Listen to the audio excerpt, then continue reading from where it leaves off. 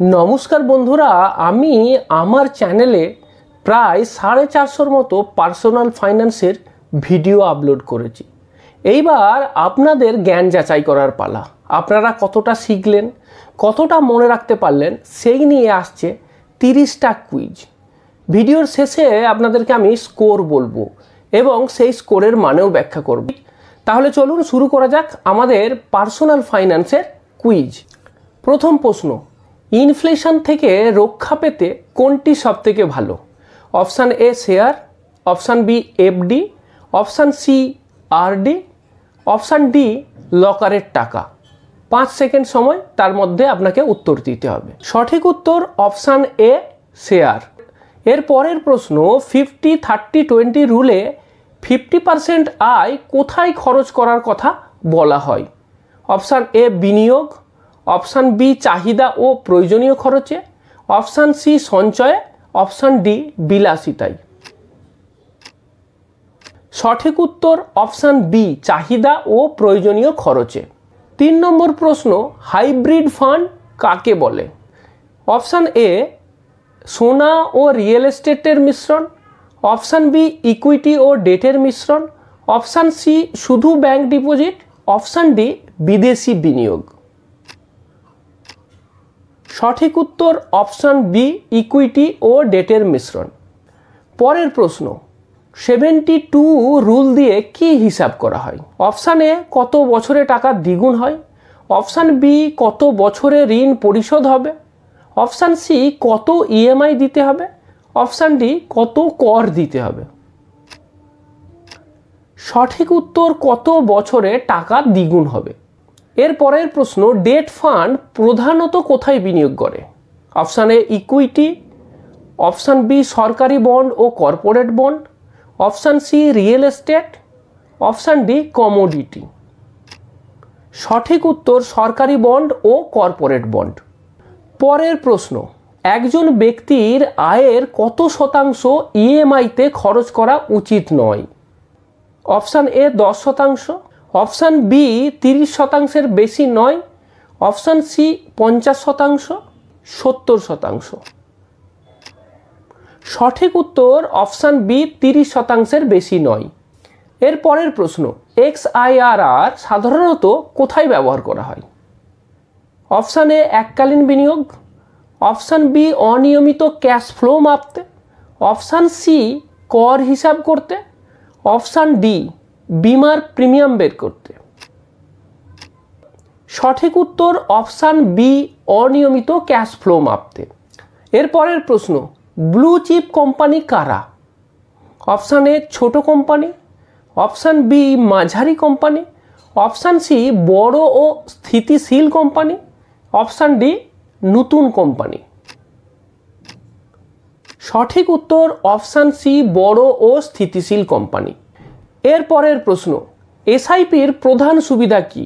Option A একেবারে বেশি টাকা লাগে না, option B rupee cost averaging হয়, অপশান সি দীর্ঘমেয়াদে ধন সৃষ্টি, অপশান ডি সবগুলোই। সঠিক উত্তর অপশান ডি সবগুলোই। এর পরের প্রশ্ন, PPF A lock in period কত বছর? অপশান এ 5 বছর, অপশান বি 10 বছর, অপশান সি 15 বছর, অপশান ডি 20 বছর।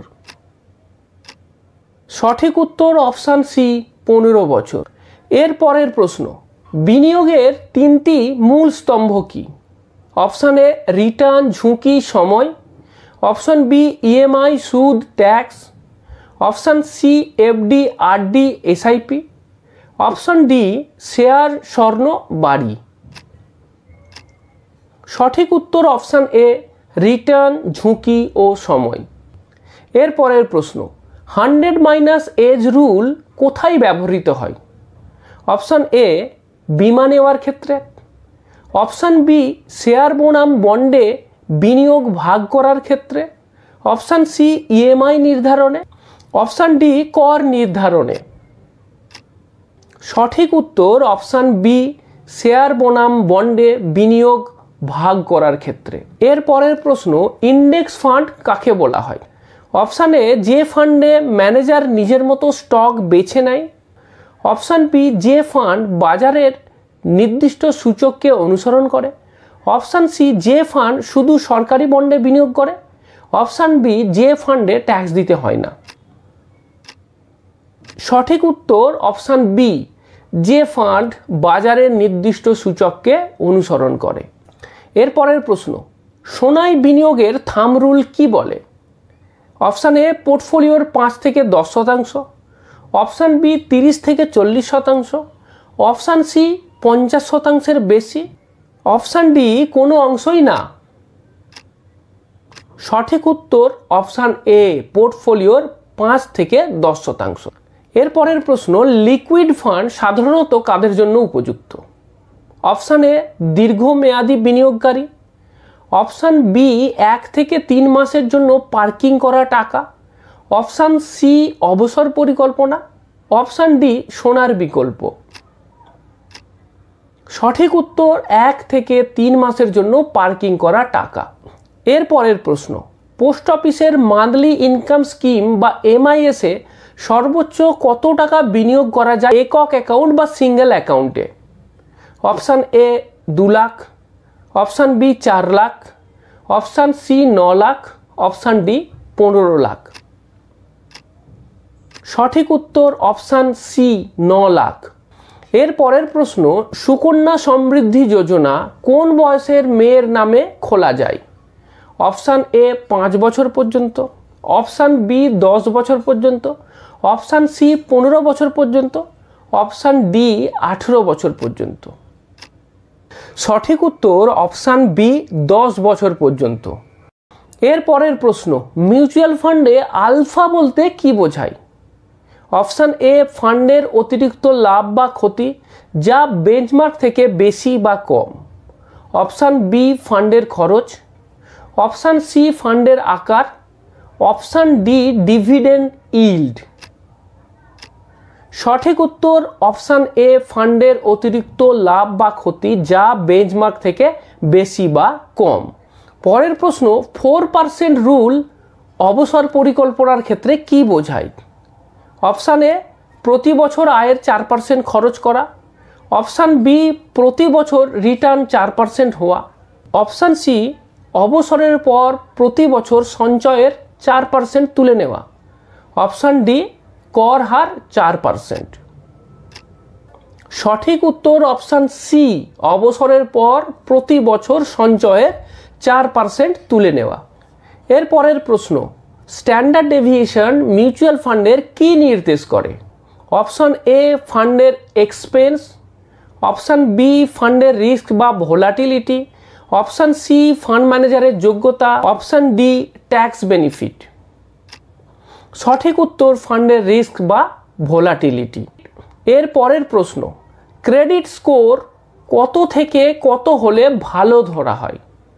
অপশান এ, 200 থেকে 400। অপশান বি, 400 থেকে 600। অপশান সি, 650 থেকে 750। অপশান ডি, 750-র বেশি। সঠিক উত্তর অপশান ডি, 750-র বেশি। এর পরের প্রশ্ন, মিউচুয়াল ফান্ডের এক্সপেন্স রেশিও কি বোঝায়? অপশান এ, বিনিয়োগকারীর মুনাফা। অপশান বি, ফান্ড পরিচালনার খরচ। অপশান সি, কর ছাড় জরিমানা। সঠিক উত্তর ফান্ড পরিচালনার খরচ। এর পরের প্রশ্ন, রিচ ড্যাড পুয়ার ড্যাড বইটির লেখক কে? Option A, Robert Kiyosaki. Option B, Benjamin Graham. Option C, Warren Buffett. Option D, Peter Lynch. সঠিক উত্তর অপশান এ, রবার্ট কিওসাকি। এর পরের প্রশ্ন, ইন্টারেস্ট রেট বাড়লে বন্ডের দাম সাধারণত কি হয়? অপশান এ, বাড়ে। অপশান বি, কমে। অপশান সি, একই থাকে। অপশান ডি, দ্বিগুণ হয়। সঠিক উত্তর অপশান বি, কমে। এর পরের প্রশ্ন, জরুরি তহবিল বা এমার্জেন্সি ফান্ড কোথায় রাখা উচিত? Option A, share market. Option B, lottery. Option C, liquid fund বা সেভিং অ্যাকাউন্টে। Option D, real estate. সঠিক উত্তর লিকুইড ফান্ড বা সেভিং অ্যাকাউন্টে। এর পরের প্রশ্ন, অবসরের জন্য সাধারণ নিয়মে আয়ের কত শতাংশ সঞ্চয় করা উচিত? Option A 5%, option B 10%, option C 15 থেকে 20%, অপশান ডি 50%। সঠিক উত্তর অপশান সি 15 থেকে 20%।